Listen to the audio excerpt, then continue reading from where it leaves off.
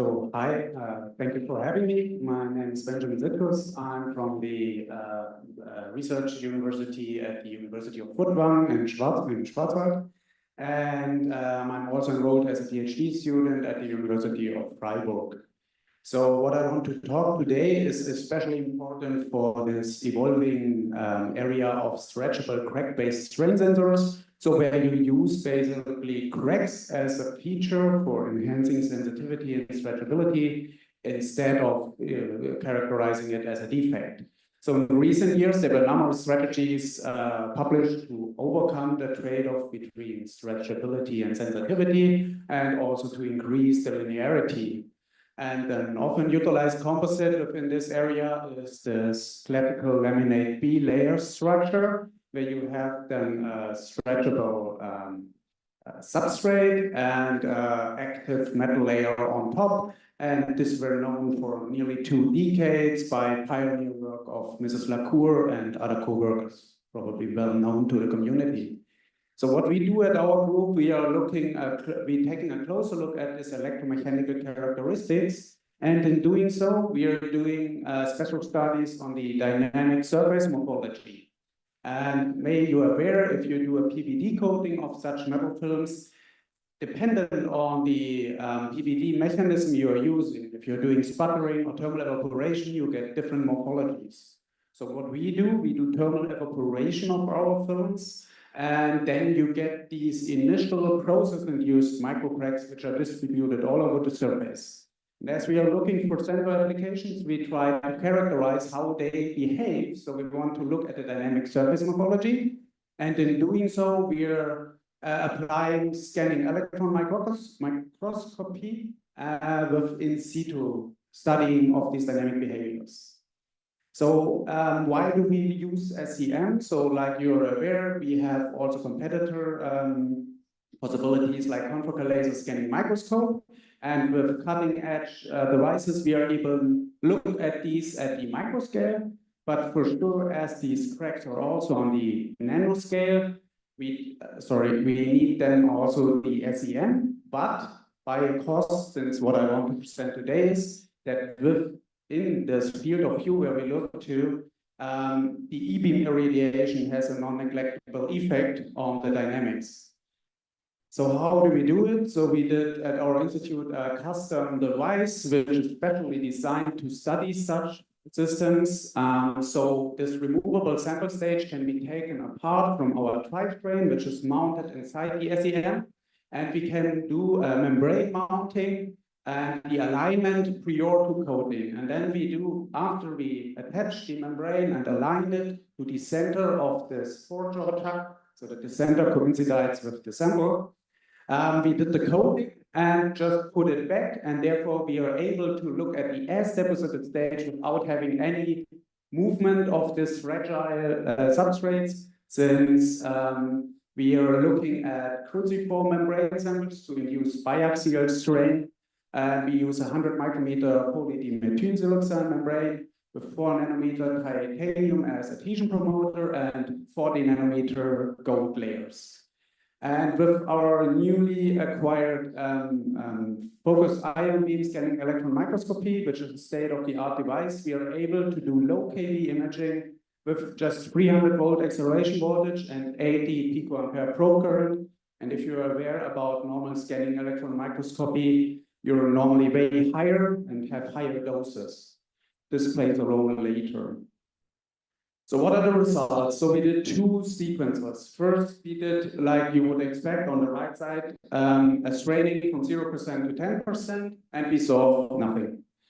And then we zoomed out and saw, oh yeah, there's happening something, but not within our field of view, but aside. And you see, if you look at these cracks forming surrounding it, that they are basically compensating for this field of view where we're looking at. So to say it in other words, we have a kind of observer paradox. Even for this low imaging modalities, low KV imaging modalities, the E-beam irradiation is enough to pronouncedly affect our dynamic behavior. We also showed this in an earlier work, and then we thought, okay, what can we do to look still at the dynamics? And we did a strain release. So we first strained it and then went back. But what we didn't expect is that even then, their cracks are not closing like they would normally be. So if you're aware about structures like that, normally then the cracks are closing back in and you have a slight overlap at the crack edges, like you see here in the surroundings. But what we saw is that at a certain spot, we have a kind of elastic closure of these cracks. And then as a compensation mechanism to compensate for the further release of the strain, we have a pronounced out of plane buckling, which we also confirmed at that scale with confocal laser scanning microscope, where you clearly see that the topography in the middle is deviating from the surroundings. So taking a closer look again at the strain release, we also did in a selected region of interest relative crack area analysis, and also looked at the crack area, relative crack area at an as deposited state. And like you see, we're never going back to this stage. Why we stopped at 10% is quite obvious, since as soon as we have this pronounced out of plane buckling, our effective crack area is no longer parallel to our plane, so a 2D image analysis wouldn't make sense too much. And you see, we are largely deviating. I mean, independent of this, if this is really a linear relationship or not, we are not going back to this initial relative crack area. So the cracks are not closing like they would do if you do not look at them. What we further did in this experiment is we did the second strain cycle and went above this initial 20% straining up to 30%. And if you reduce the magnification and also just do, for example, 2 images, you can also reduce the effective accumulated dose.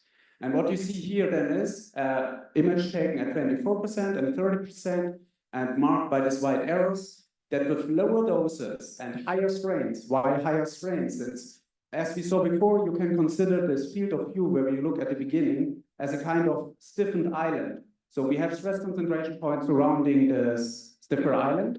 So we have here then a little higher stress. And then we see, okay, we still got this crack propagation. What we want later in our studies to use to describe, to have effective multi-scale modeling of such films.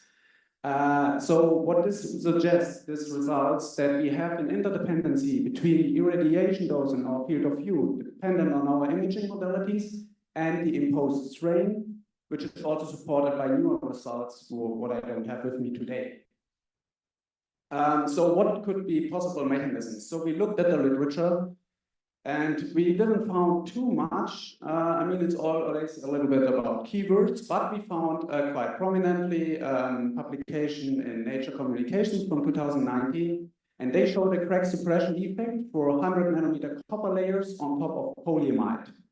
And what they did is basically they also irradiated certain areas, and then they stretched it and saw that within the irradiated regions by an E-beam of an SEM, just with way higher doses like we are using here, that they could effectively suppress the cracks in this area, and then you basically can do a writing by layouting where the E-beam is going. So what they discuss on possible mechanisms is 2 things. They showed first that they have an irradiation dose dependence. So meaning the higher the irradiation dose, the more effective this cracking preservation is happening, and further an acceleration voltage dependency. And when you then go to details of the paper, you see that they discuss it due to an adhesion enhancement at the metal polymer interface, due to metal atom migration and possible polyamide radiolysis.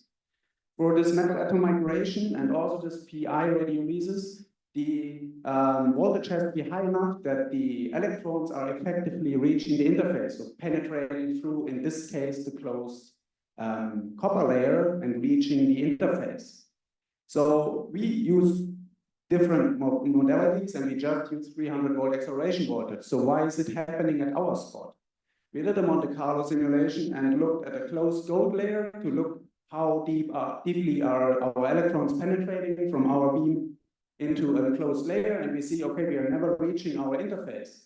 But we cannot forget our initial morphology we have, which is, like you see here, an unfocused ion beam lamella cut, directly exposing this interface from beginning on, as we have cracks. So the E-beam has directly the possibility to attack or to go to the interface, and therefore, possibly we have the same mechanisms like they observed for copper on our bonds.